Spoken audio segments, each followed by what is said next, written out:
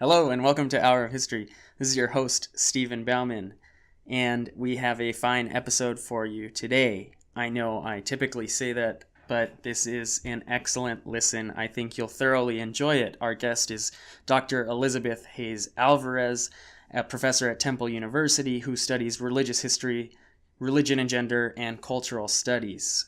She got her PhD in the history of Christianity from the University of Chicago. You'll hear a little bit about that story, a little bit about her excellent book, The Valiant Woman, which is about the Virgin Mary in 19th century American culture, and talking about how to be an excellent teacher and kind of what goes into the practice of teaching here at Temple University. It's a fantastic episode. Today's episode is brought to you by Audible.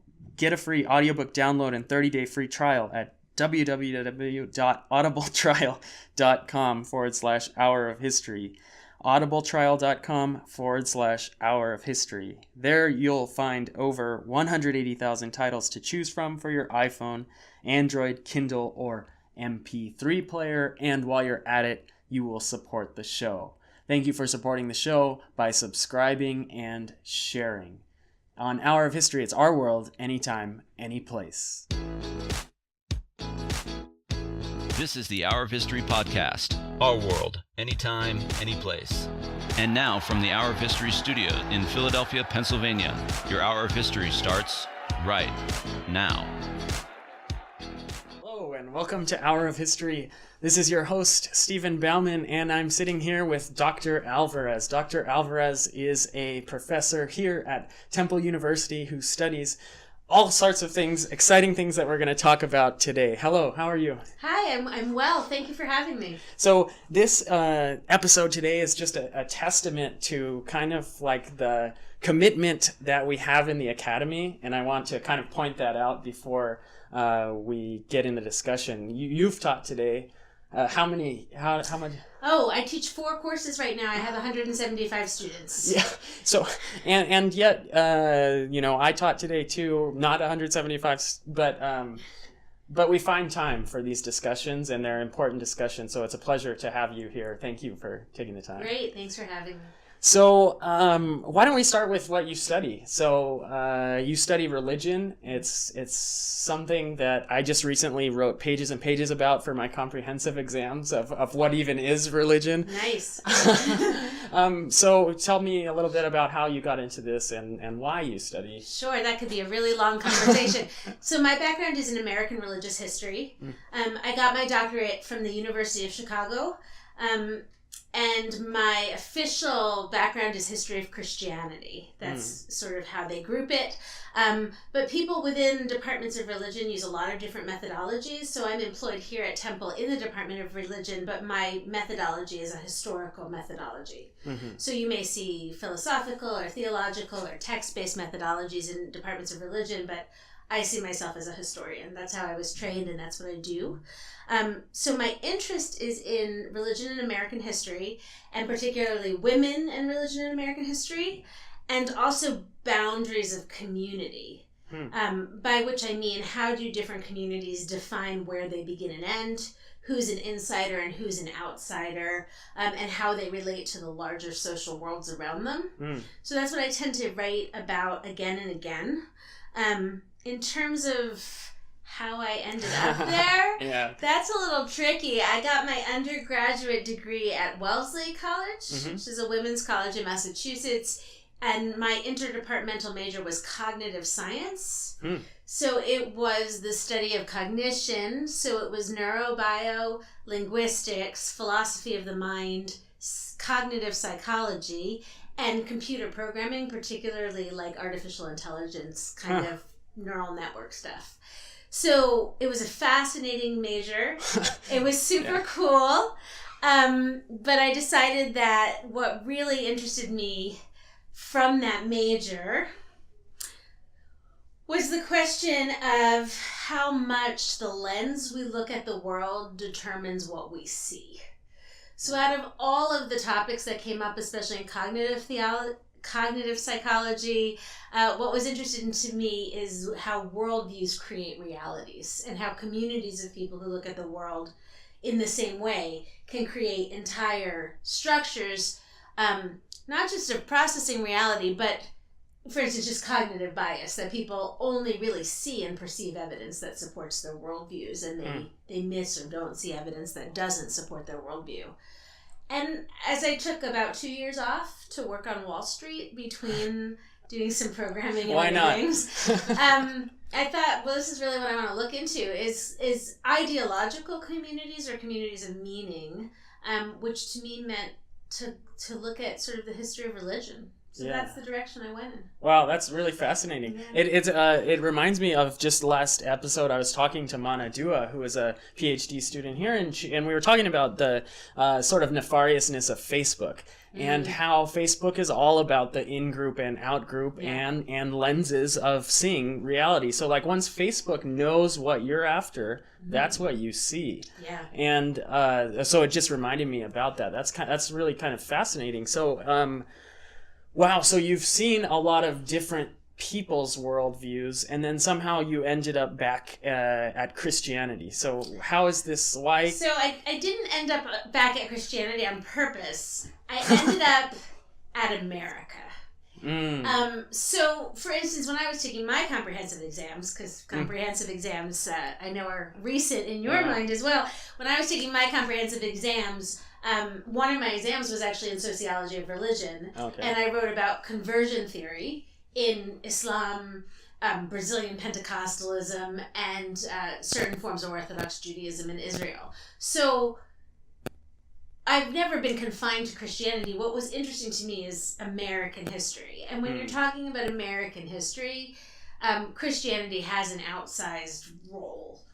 Certainly. But I don't only write about Christians. I'm not only interested in Christians.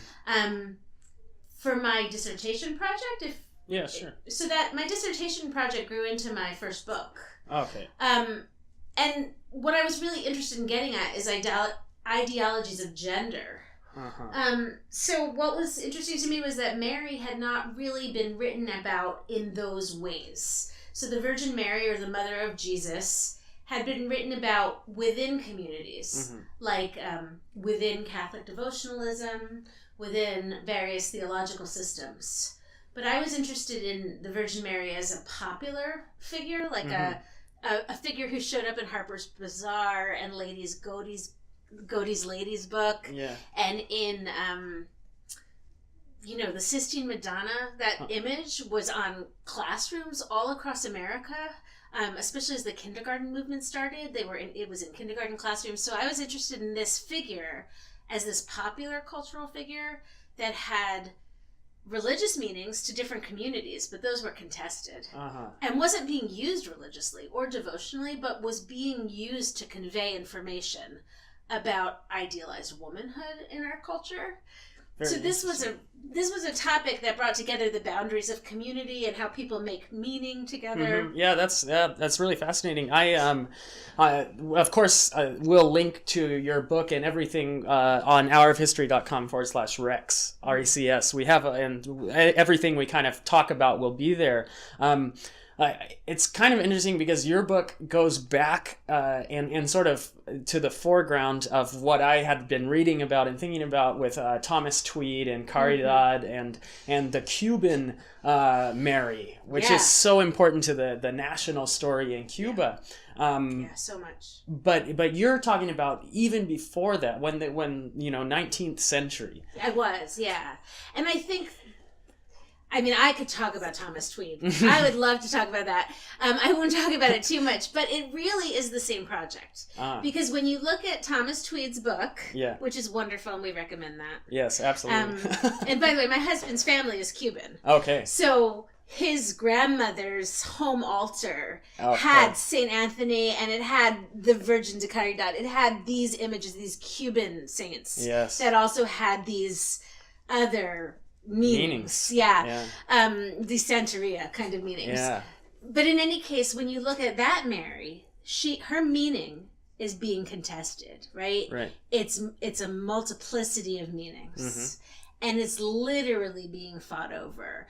How can we ensure in that book that people who are there to venerate Mary are venerating the right Mary and not accidentally venerating the wrong Mary, the pagan Mary, the African voodoo kind of Mary. How can we be sure of that? So again, imagery is so laced with multiple meanings. Yeah, and it's so important. And the image of Mary is one that you certainly it's still there. It's still very present in our society today. And we're coming up now. This episode is going to be out December 1st, but we're coming up to December 8th, which is an important day for Mary, an important day for Catholicism. Yeah. And can you talk a little bit about that? Sure. December 8th is the Feast of the Immaculate Conception. Actually, my sister-in-law was born on December 8th, and her middle name is Conception. Oh, there you go. go. I don't think she usually tells people that, so nobody... Secret's out, sorry. Yeah, nobody look her up. So, the Feast of the Immaculate Conception, what do I want to tell you about the Feast of the Immaculate Conception? Yeah, there's a lot of things that's interesting about that. First of all, the Immaculate Conception is Mary's conception in her mother Anna's womb.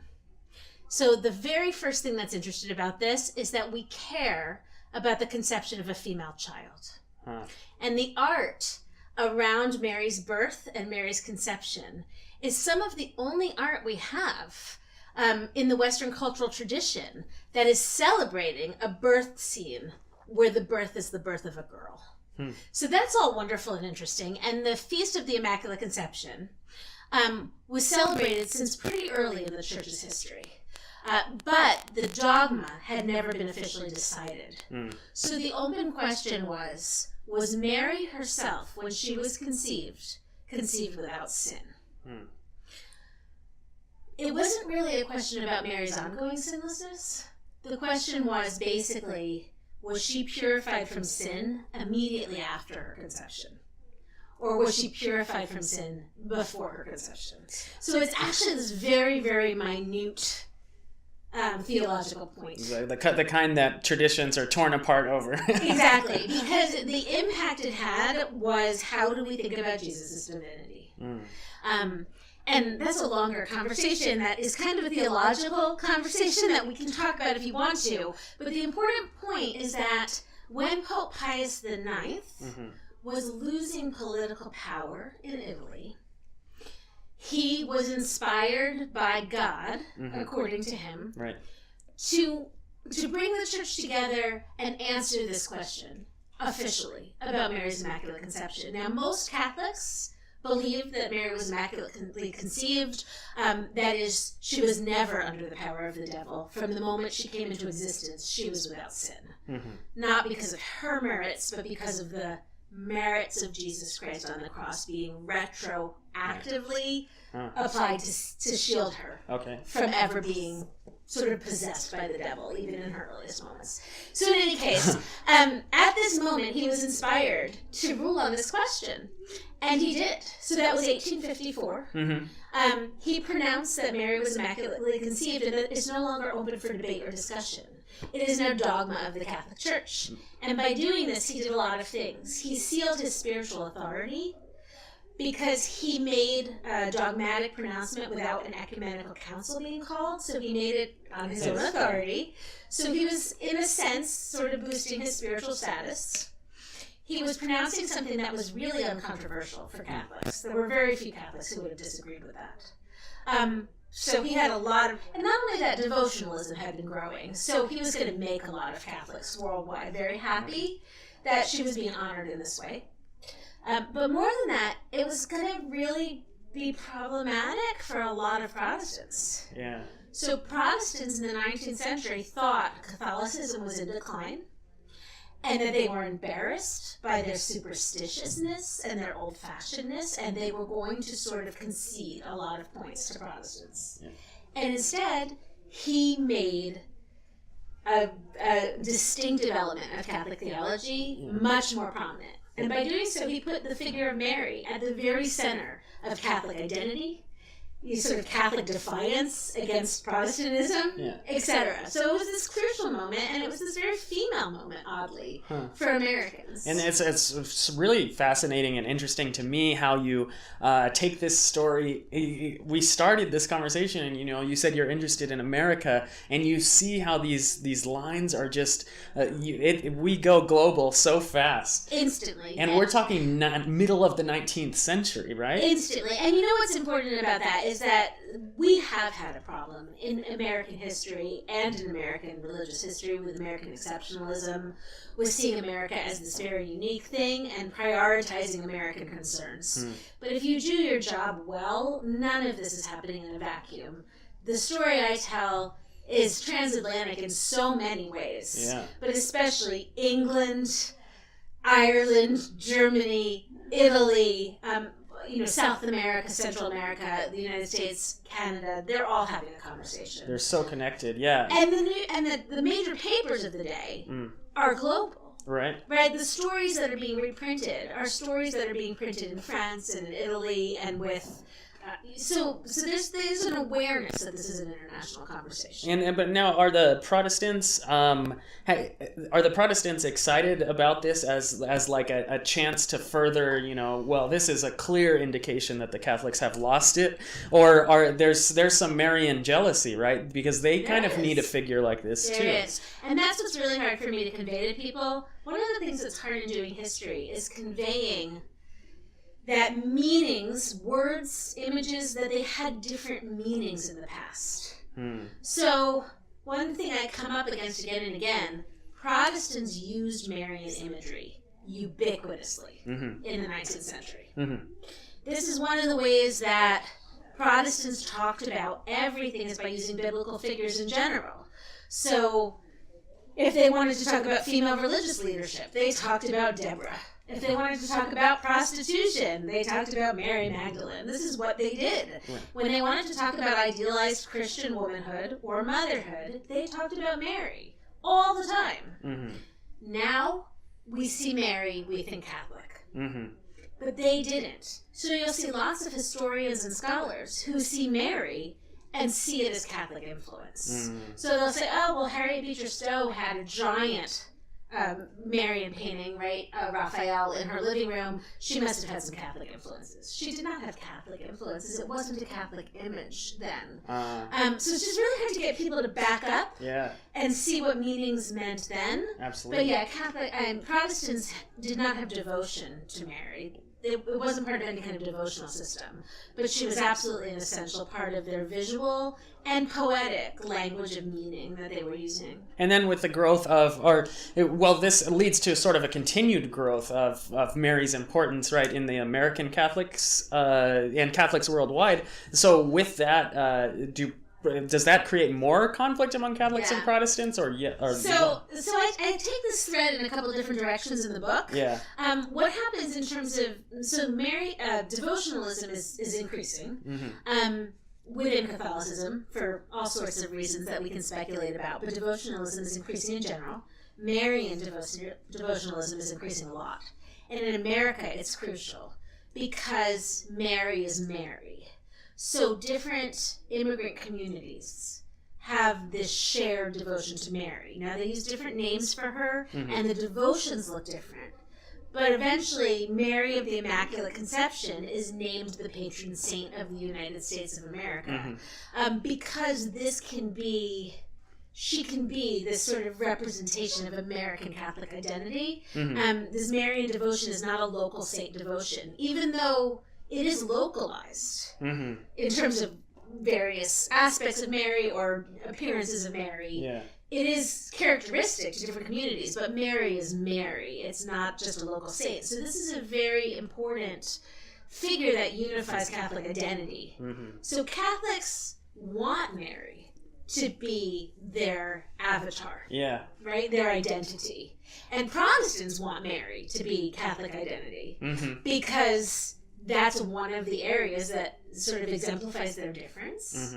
And because Protestants had a masculine bias.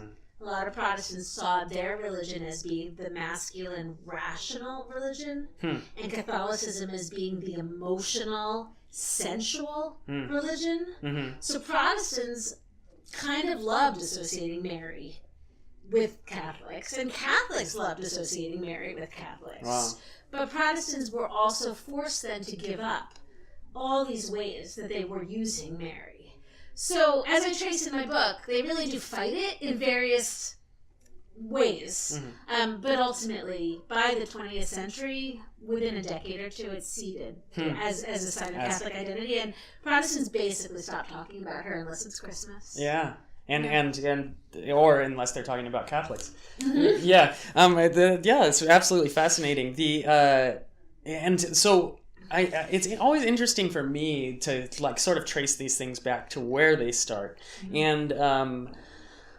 And we talk so much now about like what is America and the borders and things like this, but you see even in representations of Mary, where it's been a centuries process of people coming to terms with and not knowing.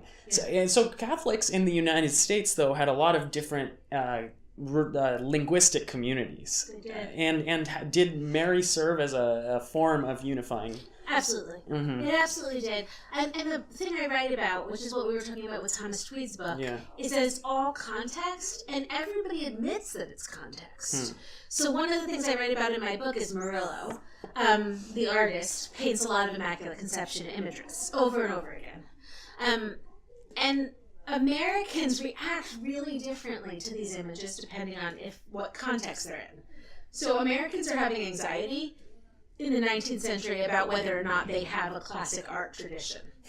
They're very worried about landscape painting and whether it's real art or whether they have any true artists, and that Americans need to know the Western classic art tradition, and that's what it means to be educated. And as people are making the grand tour, as they're getting the means and the ability to go to Europe and see cathedrals and museums and really see art, this is also when American museums are all opening for the first time. All our great art museums opened in the mid-19th century, most of them. So the problem of Americans and art is a weirdly important cultural problem people are grappling with. So when Murillos come to the United States and they're displayed in art galleries, there are news stories for weeks and months about how this is going to elevate you to go see this Marian painting. Yeah. This painting that comes out of a period of hyper devotion to Mary, right? It's coming out of a theological tradition that Protestants are not comfortable with. Mm-hmm. But they have to go see it. And they don't just have to be go American. See it. Right. They have to go see it not just for the merit of the artwork, but also things like its sublime sentimentality, like this really poetic language that the content matters, but not literally theologically, but sort of symbolically or poetically. So you have to see that. But then when a church burns down in Mexico, Catholics are mocked for their faith in Mary. And the same painting, a Murillo Immaculate Conception, or a reproduction of it, is described as being over the altar while the church is burning. And this isn't like in the New York Times. Like major American newspapers say that the priest locked everybody in, that the only people in the church were women, that the priest grabbed the gold and ran, and that Mary was looking down, powerless to save, as the people burned in their pews. Mm-hmm. So this is the same painting, this is the same image, it's this multiplicity of meanings, and it's all context. And everyone knows it's all context. So there's really a weird grappling with meaning and awareness that meaning is changing quickly. And so you focus a lot on art and artistic representations. It seems to, in terms of like miracles, or it's always Mary who's is this. Do you ever dabble with miracles? No, I don't. I acknowledge the apparitions. But apparitions happen. I mean, the only place that I engage is places I've already talked about.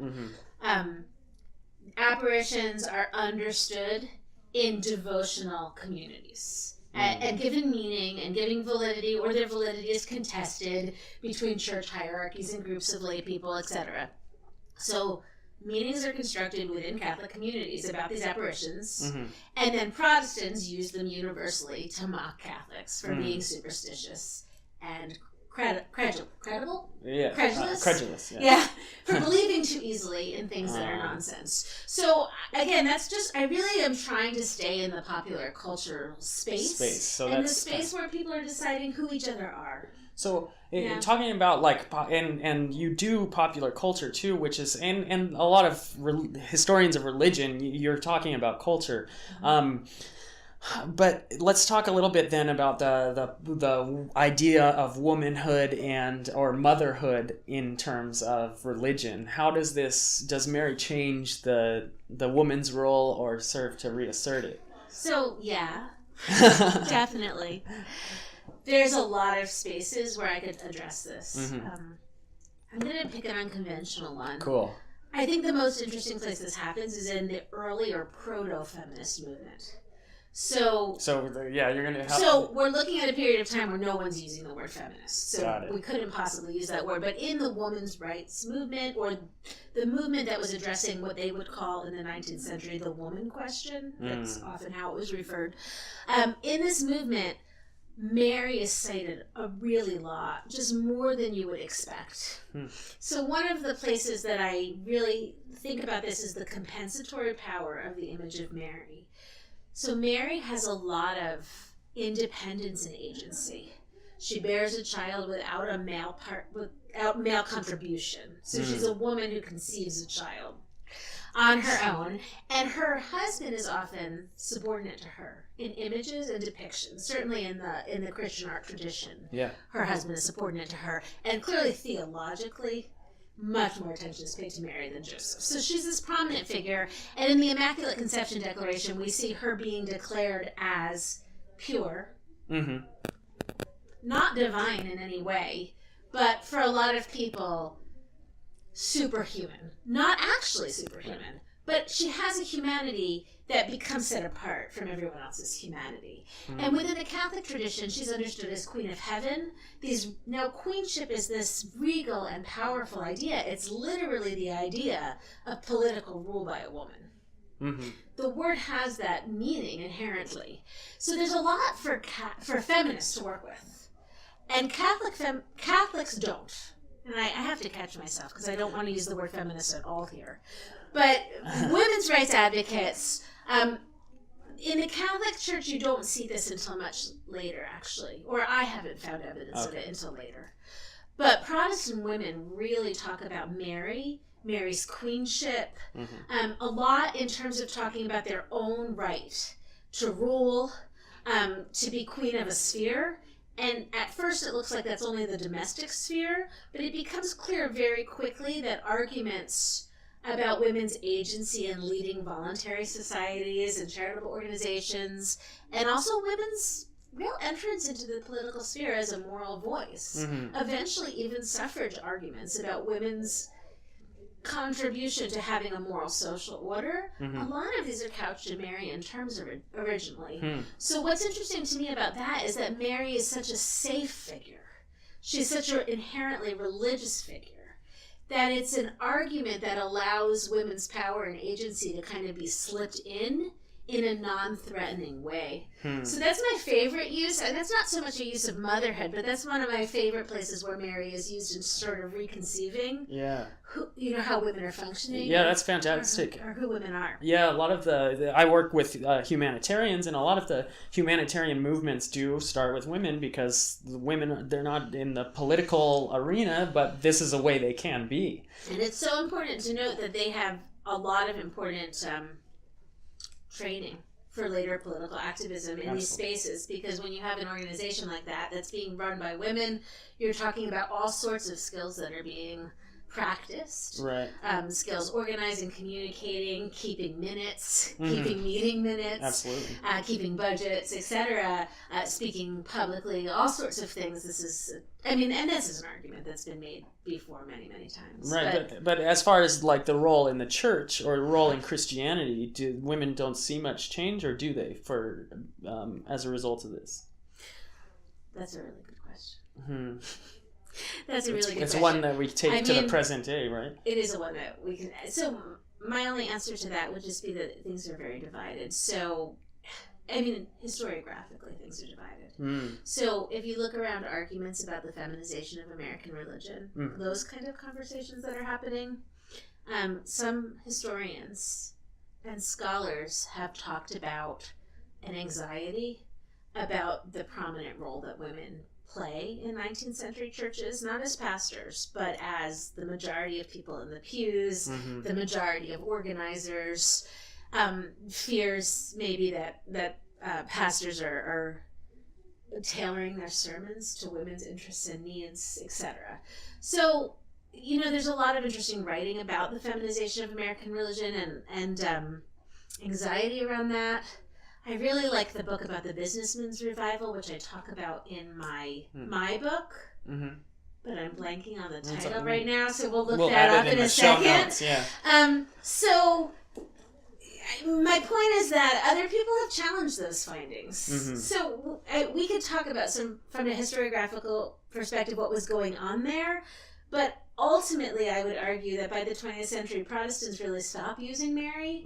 So the conversation starts to be divided along what will eventually be the culture wars, right? When we get into the 1920s and we're looking at the publishing of the fundamentals. And so Mary falls out of the conversation, and the conversation becomes divided in all sorts of ways going forward. And so it seems like the conversation and the fragmentation and a lot of work that's being done now on the culture wars, it's just to sort of taken historians like by storm. Like everyone's writing about it and people are very interested. Do you find yourself being pulled out of the 19th century to do more modern stuff? That's a great question. So that's happening because that's what makes the most sense for us today. Because that's the way meaning is being organized right now. We want to go back and find the roots of it, and we're preoccupied, and that happens in history all the time. It's our present questions that drive our historical inquiries. Yeah. Hopefully they don't drive our conclusions, but they certainly drive the questions that we ask.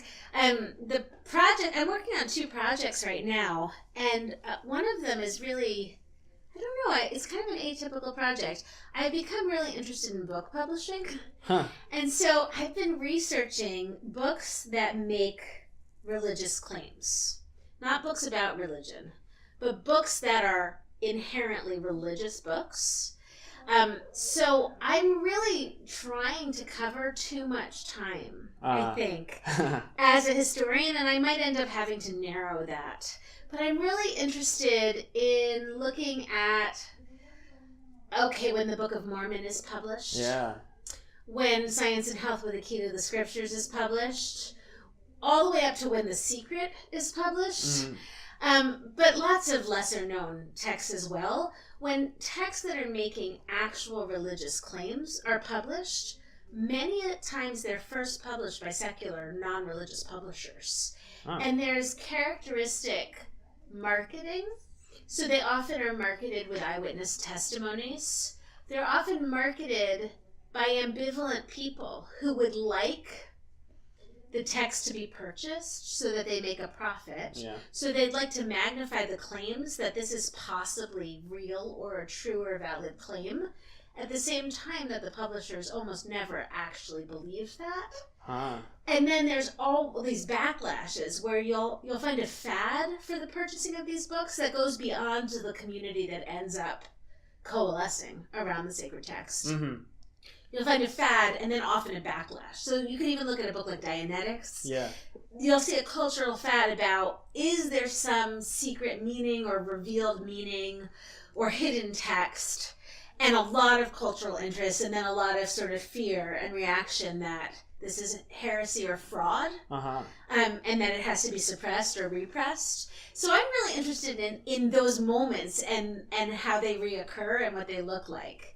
The question is, can you really do one book project about such different historical moments? And I'm thinking too, especially in the sort of internationalism of religion and religious movements. I mean, even the Falun Gong people in New York City, they were talking about the emergent religious movement that's global. That's right. So the question is, how can I narrow this? So I'm doing tons of research. Sounds huge, yeah. So, but I think every historian has that moment where what they start with is way too big.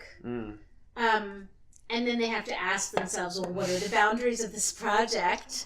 And how do I define those boundaries? So maybe, I mean, certainly when we're talking about book publishing, that's already going to limit us to, certain times and people. Yeah, certain times and peoples in U.S. history when book publishing was, maybe it doesn't limit us at all. But this is why we talk about these things. Exactly. Yeah. Maybe it doesn't limit us at all. I was going to say when book publishing is being marketed in specific ways, but book publishing is being marketed in interesting and creative ways from the very beginning. But maybe we need to limit in some other way in terms of this being U.S. It's original text or something. It seems like the book too, as a form of media in popular culture, it's different than the image in a lot of ways, as far as who can access it too. It is. So you're really changing, or the people you encounter must be totally different. Yeah. So in my book, The Valiant Woman, I do look at like domestic fiction and novels as well. Especially because I very much wanted to find women's voices and not just male voices. And in the 19th century, a lot of women were writing novels, in different ways. Yeah. So and they were often with Marian heroines or clearly, obviously, Marian themes. So I was there looking for these other voices. But you're right. If I'm writing about text and publishing, that reduces you to a certain group of people. And when Mary Baker Eddy is a really interesting voice, and there's spiritualist texts that are being published. So I need to think through how to make sure we get lots of different voices here. Yeah. But it certainly does limit who we're hearing. So I'm going to have to spend some more time thinking about reception history. Yeah. And how to access it fully, and how these texts are being communicated to communities as well. Well, yeah, I forget. I now this is my turn to forget authors.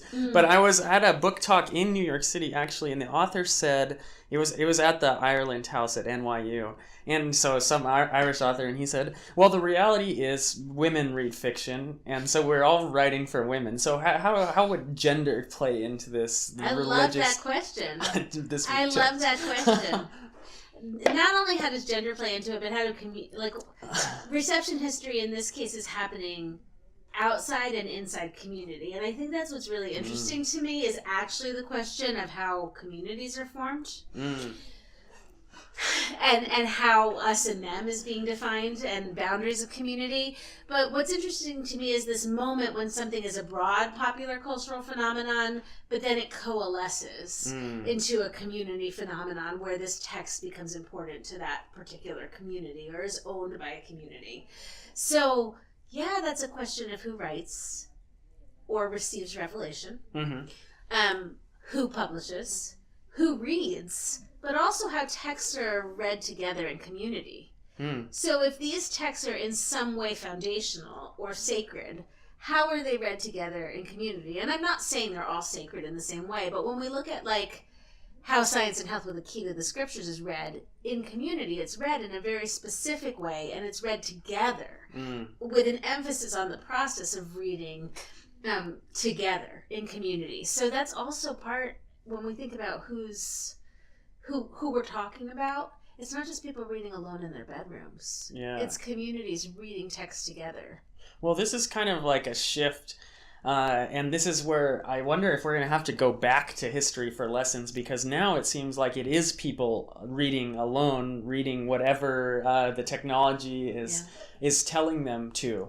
Yeah. Does this ever enter your thought or your teaching, just the sort of isolation we have now and the consumption of that. And maybe this gets more into your popular culture stuff. Yeah, it's a really good set of questions. I mean, obviously it comes up constantly because what happens in the classroom, and I think Temple is wonderful. Mm-hmm.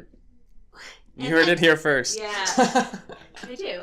I do too. Yeah. It's a good place. Yeah, my son actually is interviewing for admission to Temple today, so let's wish good him luck. luck. Yeah. But in any case, I think Temple is wonderful for a lot of reasons, and I know a lot of universities have this. But in my Religion in Philadelphia class, it became very clear to me that no one in the class really knew what the American Revolution was. So I paused and said, "How many people were not born in the United States?" And easily 2/3 to 3/4 of my students raised their hand. Mm-hmm. So then I asked my other Religion in Philadelphia class, and it was exactly the same. Uh-huh. So first of all, that's marvelous because you have to deconstruct your narratives very thoughtfully when you can't presume a shared cultural background. Yeah. So that's happening, but because of that, we really have very little shared sense of what truth is or how you can tell what truth is. So you're kind of talking about the echo chamber that can happen in social media, how you're steered to the same set of texts or the same set of ideas or evaluative criteria. But in a global classroom, it happens, it's magnified dramatically. Mm-hmm. So even a claim like, if I want to, in passing, say, we were talking about Father Divine and the Peace Mission movement today. And we were talking about in a movement that believed that you could overcome death. What did they do when their founder died? So I paused because they really draw on the Jesus narrative. Mm-hmm. And I talked about what it meant to the early Christian community when their founder was publicly executed and how that is this moment in a community of serious meaning making. But, I had to pause because immediately the first question was, well, that's not true, though. Jesus wasn't crucified. And, of course, this is coming from Muslim students, coming from all over the world. In Philadelphia, lots of Muslim students from Philadelphia, but Muslim students coming from other parts of the world for whom it's a given that Jesus wasn't crucified. This is public knowledge. That's a myth that the Christian community created. So we have no shared sense, and so we have to start at the very beginning with, why do historians, not members of religious communities, but historians, make the claims they do? What counts as historical evidence? Do we or do we not have historical evidence for the crucifixion of Jesus? What do we know? So we have to back up again and again, and I think that makes us do our job better. Because for every claim I make, I don't just make claims anymore. I really absolutely have to say, it's primary sources constantly. It's before I read what the document says, this is what we have. We were talking about the MOVE community, and most of the original writings that John Africa did in the guidelines, as far as I know, that's lost. It was probably either bulldozed with their first or burnt with their second house. So we have excerpts from it, but as far as I know, we don't have it. So again, I really can talk to them about this problem of evidence, historical evidence, and how historians work. What are primary sources, but also, we have people who, in that case, are still alive, so they're living memory. What is that as a form of evidence? What is outsider or critical writing? Is critical or pejorative writing about a group? Does that give us any evidence about what the group was doing or not? Etc. So I think the problem is a bigger problem, which is how do we even agree together on how we can make any factual claims. And that's a great thing for them to learn in college. It takes a lot of, it takes mental exercise. It takes discussion, thought, conversation. I would imagine, too, you have the sort of unique perspective of someone who's teaching in different departments in different settings. So you're teaching both students in the general education, other colleges would call general ed, and you're also teaching in religion, which I would imagine attracts different students.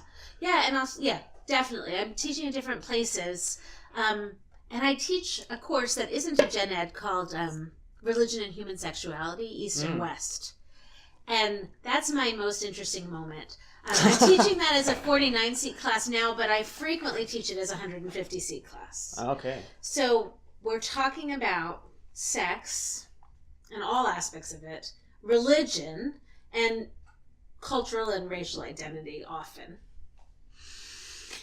And we're talking about it in a room that's literally as diverse as it could be. Globally diverse. Yeah. In every way diverse. And also diverse in terms of their majors and their understanding of what academic methodology is. Yeah. So that class is just an interesting class. So it attracts people who have all different majors. Yeah. I have lots of criminal justice majors. I have pre-med and nursing students. I have people interested in history and religion and philosophy. But I really have people from all over the university who want to take that class because it sounds cool. Uh-huh. So that's a job. Yeah. How do you even, I was gonna say, how do you even approach the East and West? And because I know this is like sort of a problem that we all face when we have to teach. Howard Spodek has the old joke when they say teach world history, his response is all of it, because what are you supposed to do, East and West? And so do you do case studies? How do you even begin to approach this massive course? No, it is a massive course. Yeah, that's a great question. So I'll answer it in a second, but one of the first things that comes up for me is my loyalty, which is a really funny thing to say. Huh. But when you're teaching a course on religion, when I am, it's very important to me to accurately represent and sympathetically represent religious actors. Okay. So I want to present them on their own terms, with respect. When I'm teaching a course in gender and women's studies, there's a presumption, there really is a methodological presumption that gender equality and respect for persons, etc., is baseline, right? We're not going to challenge sort of basic feminist tenets. It's just sort of part of the methodology of gender and women's studies classes. But this is cross-listed. So you'll get religious groups who want to challenge who genuinely believe that gay people are sinners who are going to hell, or who genuinely believe that women are lesser and should not have any sort of teaching authority, or all sorts of variations of that. And I have an interesting feeling of torn loyalty because I very much want to, my gender and women's studies want me to talk about the trauma that this causes to women, to members of the LGBT community, the activism. They want me to talk about strides towards women's full equality as being positive. And then as a religion scholar, I want to talk about the religious community without judgment. I want to talk about the religious community in terms of its own values and its own cultural context. Right. And I just find myself in this very weird place. What a task. Like you're talking about, let's just say Mormon polygyny, right? Mormon practice of having multiple wives in the history of the LDS Church, or today in fundamentalist offshoots, not in the main church anymore. But spiritually, in their conception of heaven, there's still a conception of polygamy. That's just an example of a place where it's like I want them to understand the Mormon movement on its own terms and what it is without judgment. But then I have students who want to say, but women can't have multiple husbands and husbands can have multiple wives and the men didn't even have to provide for these women and blah, blah, and people suffered and people were lied to. And it's just this really interesting space of sort of walking a line there. And so how do you approach that? Do you sometimes I don't because always... it's so big too, which is kind of a shame. It's both cool that there's so many students who are interested, obviously, and signing up and taking this course, but I just wish that they could be in smaller groups so they could engage with each other a little bit. Yeah, that's a great question. I mean, in this class I do it a lot of different ways. One is that I admit all sorts of things. So I admit that. I admit that religious groups sometimes makes claims that outsiders, including scholars, disagree with, and that I'll always tell you both. For instance, I didn't just now, but I would say that the LDS Church has asked not to be referred to as Mormons anymore. So, that this has a cultural meaning, but also that the community does not feel comfortable with it at this point in history, etc. So I do that. I also try to include as many, especially with any modern group, as many writings or personal reflections, but even with, older groups, if you can get especially lay people, but also religious leaders who have personal reflections and read their actual words, then it ceases to be about me and how I'm presenting things, especially if you can have insiders who have a multiple range of opinions. So, for instance, with the LDS community, there's a podcast called Mormon Stories, which is by John Dehlin, and I listen to it all the time. But in any case, I assign as an assignment to choose one of his podcasts that deal with the mission experience, because that's people their age for the most part. We have non-traditional age students, but we have a lot of 20-year-olds, and it's people their age who are having an experience that has to do with sexuality, because during this 2 years, there's no dating, there's no masturbation, there's no sexual anything. And they write about that experience. And many of them also write about being gay and not allowed to talk about it. So I just let them read and listen to these podcasts and then respond to actual people instead of to me. I think that's one way I approach it. Yeah. But we have lots of discussions too, including small group discussions. Yeah, no, that's fantastic. What an interesting meeting of courses and meeting of topics. That's one thing that sort of like, this is full disclosure on my comps. I enjoyed the religion field the most, both because it's so wide now that it kind of encompasses everything. It's basically cultural history, cultural studies. Yeah. And so you can really take it any direction. So it had my Latin America in it. It had my, humanitarians in it, in all these different ways. So religion is kind of neat in that way. Where do you see it as like, I know there's kind of like divides and like people, and people tense up, and I think it's good for them to hear like how you're teaching, because there's such wild connotations of what's happening in the classroom. Oh, there really are. And I read these things online and I think, what? I don't know anyone who teaches like that. No, and I'm as accurate as I can possibly be. Yeah. So when I'm talking about a community's claims, I'm as no nonsense as I can be about what that community claims. So even when I was talking earlier about the moment for the early Christian community when Jesus was crucified, I spent a lot of time today being very clear that that most Christian believers would say, at this moment, God conveyed to the Christian community that Jesus's birth was that his death was God ordained, that it was salvific, that it was a triumph over death, that it was impermanent, that he would bodily rise, etc. And that message was given to the community by God. And then I paused and said, now as outsiders, or people who aren't members of the community, you might ask yourself, okay, if I don't believe that this was a message from God, how can I look at this moment? Well, I can look at this moment in a community that's lost their founder who they thought had supernatural power as a healer and who now has been executed by the state. What does a community do to make meaning in that situation? But I always do both. I never do one without the other. I always say, as an insider, how is this explained? As an outsider, how would we make sense of it? Because in every classroom, especially 150 seat, I have members of basically every religion we're talking about. And I always invite them to speak from their experience. Yeah, absolutely. And I'm very careful that they contextualize their experience. So I never, if somebody says, well, as Christians, blah, blah, blah, I always say, okay, what kind of Christian? Where are you from? Till we get to the point that we're saying, as a person who was raised in Western Pennsylvania as part of a Mennonite community, I was taught that Jesus, blah, blah, blah. So we do a lot of that, a lot of sharing, but also contextualizing so that we know what we're talking about. But I always welcome them to speak from their perspectives. And yeah, absolutely. The amount of empathy that must be learned in those classrooms is just... Oh, it's fun. It's extraordinary. That's very cool. And it's just so I'm glad we're doing this, just to kind of counter those kind of narratives that you see, and which it's kind of funny, especially around women and gender studies, and the fact that it can coexist cross-listed with a religion course undermines all the points that are made about these. Right. And I'm not, so women and gender studies, like religious studies, is an umbrella. So there's clear methodologies there and important central texts that we're in conversation with, but it's always a conversation.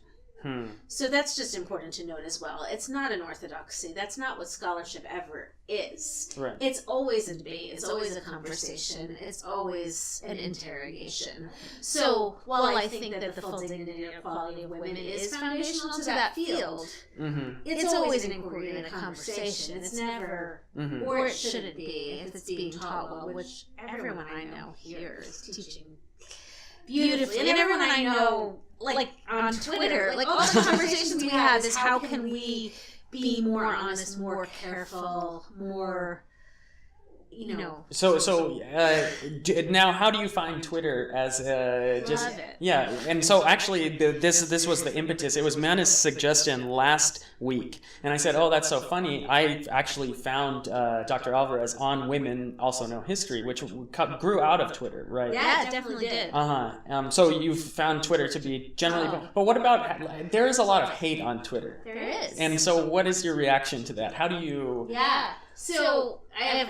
So now you brought up two topics. Yeah. First of all, I think it's marvelous, and I think it's marvelous because historians are actually disseminating information to large communities. So instead of it being in high schools, we often have textbook history, which assumes that there's one narrative. There's a lot of marvelous high school teachers who are not teaching textbook history, who are really teaching their students how to think like historians. But in some places, we have this idea that in high school that there's just one narrative about American history. And then when you get to college, I think history professors are really complicating that from the beginning. How can we, what if we tell the story of American history from west to east instead of east to west, or from south to north instead of north to south, etc. So we do a great job in the history classroom. This is the first time, you see somebody like Kevin Cruz, who's really the rock star. He's now the gold standard of Twitter who's historian. able to say, no, this is how we think, and this is why. We're not just making claims. This isn't about one narrative. This is about the evidence, and let me share it with you. Here's the evidence we have. And so he's disseminating what's happening in a college classroom to just thousands and thousands of people. And I think that's super exciting. And I mean, podcasts are also doing that in the sense that it's making accessible expertise to whoever wants to hear it. That's true. It's sort of the public lecture of the 19th century, which was a big fad. Attending public lectures. It's the third great awakening, huh? Yeah. So podcasts are doing that, but I think Twitter is doing that fast and marvelously. Now, are people safe on Twitter? That's a different question. And what we really are seeing is that people are targeted. Yeah. And that, people of color and women are especially targeted. But really, I've seen, who is it? There's a man who has epilepsy. Oh, no. And he was targeted with, people sending him files that flash to actually trigger. So anybody really on Twitter can be targeted, and some of the targeting can be dangerous. Very dangerous, where personal information is exposed, where people, as I know Anthea Butler at Penn, people are constantly contacting the school or her chair trying to get her fired, which is not how the academy works. But it can really, it can really it's affect interesting. people's Yeah, lives. so we see some really great things and some really. So the hour has flown by. I don't think I told you about this part. I may have. At the end of the episode, I always ask for one suggestion. It has ranged from banana and avocado milkshake, with no milk. Banana and avocado shake, thank you, Dr. Sorek. To, last week, it was Women Also Know History. So it can be a website. Sure. It could be totally anything, and we just have... So can I give 3 podcasts Absolutely. on a podcast? Is that a good suggestion? Now we're getting chess, 4D chess here. Yeah. I have 3 podcasts that I'm enjoying right now. One I mentioned already, which is the Mormon Stories podcast, which is hosted by John DeLynn. And that's a really interesting place. People who are true believing Mormons, people who are ex-Mormons, people who are in mixed marriages, Mormon and non-Mormon, people who are going through Mormon faith transitions, all share their stories. And it's just such an interesting insight into people's religiosity, but also they do a really good job bringing in historians, including academic historians, to talk about the history of the LDS community. So that's one I strongly recommend. I'm listening to a podcast right now called Unerased, which is about the history of the ex-gay conversion ministries in America. Oh, wow. It's only a 4-part series, but it's also sounds heavy. Really meticulously researched. It's marvelous about the history of those ministries in the U.S. And also today, somebody suggested a New York Times podcast, which is also a limited series called Caliphate. Oh, yeah. Yeah. So I just started that one. Okay. So that is written by their correspondent, who I think is in charge of their ISIS reporting. Yeah. Who talks about, I think she's shadowed as she does this kind of investigative journalism of ISIS, and so that you get both the content but also the methodology of how we learn about communities. Yeah. So they're all three Those are about all religious communities, but they're all really interesting. And variety in there too with the narrative and the journalists. The Caliphate is fantastic. Have you heard it? Yes, and just it shows you what journalists are doing, the risks they take, and it's kind of like, wow, much respect to journalists. Wow, yeah. So I think that's an important. It's also like edge of your seat type listening. Like you just want to hear the end. Wow, those are all excellent suggestions, because I always suggest the Hour of History podcast. So hopefully you can subscribe to us. But my suggestion is actually going to be a tweet by Kevin Cruz. Okay. He made a tweet, a list of historians that you should follow. Nice. This happened like a couple weeks ago, but I'll link to the tweet. And of course, it's like growing every day, and there's even more great historians to follow on Twitter. But but this is also kind of the tunnel vision thing, but once you follow a certain group, then you start getting suggestions, and it builds your community in a way that's positive. So that will be my suggestion. So wow, time flies. Thank you so much, Dr. Alvarez, for joining us here at Hour of History, where it is our world, anytime, any place. Have a good one.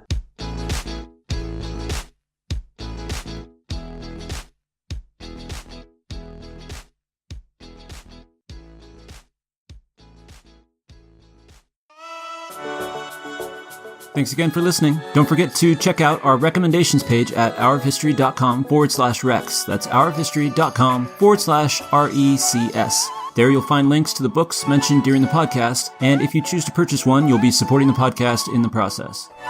And if you still haven't gotten your fill of the Hour of History, make sure you head over to the Hour of History blog, found at hourofhistory.com/blog, with articles being released fairly often on topics relating to those covered in the podcast as well as others. With that, we conclude this episode and hope to have you back for the next one. Take care, and again, thanks for listening to the Hour of History podcast.